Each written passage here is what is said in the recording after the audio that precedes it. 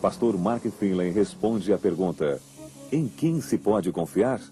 No episódio de hoje, os videntes contra o profeta. Não faz muitos anos eu estava em frente ao caixa de um mercadinho próximo à minha casa. Enquanto eu aguardava, eu olhei as manchetes de alguns jornais sensacionalistas. Quero assegurar a vocês de que eu não leio este tipo de literatura. E do meu ponto de vista, este tipo de literatura é para pessoas de mente muito estreita. Para se acreditar neste tipo de sensacionalismo, tem que se ter uma mente muito estreita. Então, quando eu estava parado em frente ao caixa, eu olhei para este jornal sensacionalista, e eu olhei muitas vezes, eu olhei 2 vezes, depois eu olhei 3 vezes. Então eu parei, olhei de novo e eu o comprei.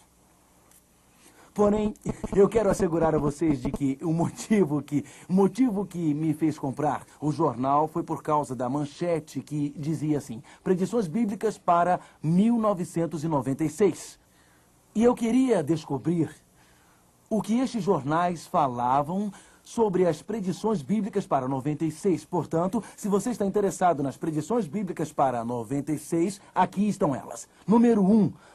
Fevereiro de 1996. Me desculpem, já passamos desta data, mas de qualquer forma, milhares e milhares de pessoas seriam convertidas ao cristianismo. Eles perderam esta e não foi a única. Em julho, uma imagem de Jesus mais alta do que o Corcovado apareceria sobre a capital dos Estados Unidos e milhões se converteriam. Na primavera de 1996 estaria prevista uma grande seca e milhões de pessoas morreriam de fome por todo o país. Em julho e agosto, os 4 cavaleiros seriam vistos nos céus de Montreal, isso em 96, e depois sobre Copenhague. Então, em setembro, um dos maiores eventos de todos, um evangelista estaria pregando. As câmeras estariam gravando em vídeo, e isto é verdade, isto era o que aquele jornal estava dizendo, esse pregador seria levado para o céu. E eu estava louvando ao Senhor, pois talvez fosse eu, talvez numa de nossas conferências, porém eles disseram que seria em setembro. Então eles perderam nossa gravação aqui e com certeza não seria eu. Quando eu li isto, eu pensei, estas são as supostas predições bíblicas para 1996, e fiquei procurando quantos textos bíblicos o artigo tinha, li todo ele. E não havia nenhum texto bíblico. Então eu disse para mim mesmo, por que os diretores destes jornais sensacionalistas, por que os editores destes jornais sensacionalistas publicariam um artigo e transformariam este artigo na principal manchete de seu jornal, Predições Bíblicas para 96? Por que fariam isto? Fariam isto por serem estudantes de profecias bíblicas? Seria esse o motivo? Ou fariam isto porque teriam o desejo sincero de ensinar as pessoas sobre a Bíblia? Você acha que é isto? Por que você acha que eles fariam isto? Eles são motivados por um profeta, Margem. E eles sabem que precisam vender jornais. Agora, isto me leva a pensar numa coisa. Se eles são motivados pelo profeta Margem, cujo lema é dinheiro, eles sabem que uma manchete com as profecias bíblicas para 96 vende. O que eles sabem? Eles sabem que ao redor do mundo, homens e mulheres estão com a febre do milênio.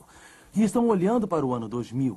E se eles publicam que alguma coisa maravilhosa e decisiva está para acontecer, eles reconhecem que ganham vantagem com estas pessoas que olham conflito em nosso mundo e a instabilidade do mundo e imaginam o que o futuro trará. Isto me leva a uma pergunta. Nisto tudo há a palavra do Senhor? Existe alguma coisa que Deus tenha a nos dizer ao nos aproximarmos do fim dos tempos? O futuro é obscuro, o futuro é nublado, o futuro é incerto, o futuro está nebuloso, o futuro está escuro, o futuro é uma incógnita. O que o futuro nos reserva? Pegue a sua Bíblia, por favor, e abra em Daniel, no 2º capítulo. Porque aqui Nas antigas profecias de Daniel, Deus revela para nós um sonho no quarto de um antigo rei e prediz o futuro 2.500 anos antes.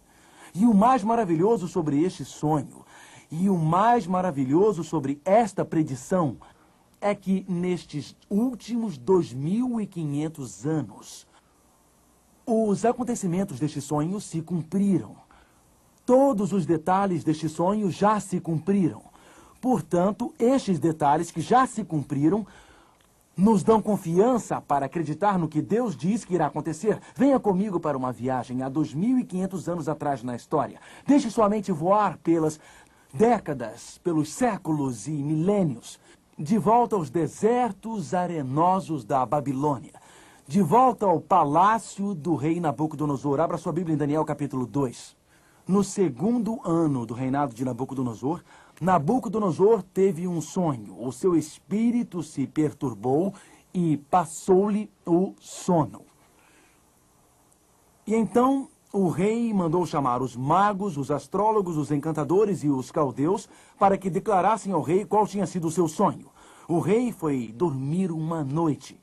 E enquanto ele dormia no seu palácio, com seu pijama real, entre seus lençóis de seda, começou a se mexer e não conseguia dormir. Acordou no dia seguinte e disse: eu tive um sonho, mas eu não tenho certeza do que eu sonhei. Você já teve um sonho e acordou no dia seguinte e não se lembrou do que sonhou? Já teve esta experiência? Mas é claro, você diz: eu sonhei alguma coisa, mas eu não lembro do que era.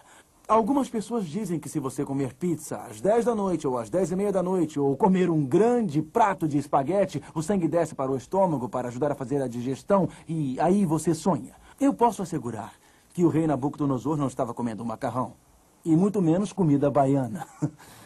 Eu posso assegurar que o sonho que o rei teve não foi por nenhum fenômeno físico que aconteceu, mas o Deus do céu deu ao rei este sonho. E as escrituras dizem que o rei chamou os mágicos, os astrólogos, os seus encantadores e os caldeus. Agora, quem eram estas pessoas que o rei chamou? Bem, eram os mágicos. Eram os homens de confiança do rei. Eles derramavam óleo na água. Viam as mudanças e tentavam prever o futuro. Alguns mágicos também eram leitores de mãos, olhando para as linhas das mãos. Os mágicos tinham muitas cartas que eles jogavam. Mas uma das principais coisas que eles faziam era pegar uma vaca, os mágicos babilônicos, e a cortavam ao meio. E olhando o fígado da vaca, tentavam prever o futuro. Os astrólogos olhavam para as estrelas do céu. Existe uma diferença entre astronomia e astrologia. A astronomia é uma ciência que estuda os movimentos dos sistemas planetários no céu, mas a astrologia é uma subciência que olha para as várias constelações. E talvez você saiba que 3.000 jornais nos Estados Unidos têm colunas sobre astrologia. E muitas pessoas orientam toda a sua vida, toda manhã ao acordar, pelo horóscopo. Há algum tempo eu recebi uma propaganda de um cartão de crédito. Você já recebeu algo assim, não é verdade? Eu ia dizer lixo postal, mas talvez o melhor seja correspondência não solicitada. Eu recebi esta correspondência com uma propaganda de um cartão de crédito que dizia que ao pedir este cartão você receberia uma assinatura grátis de um horóscopo. Eu joguei aquilo fora o mais rápido possível, não queria nem estar perto daquele cartão. Os astrólogos, tentando guiar a vida pelo movimento das estrelas nos céus.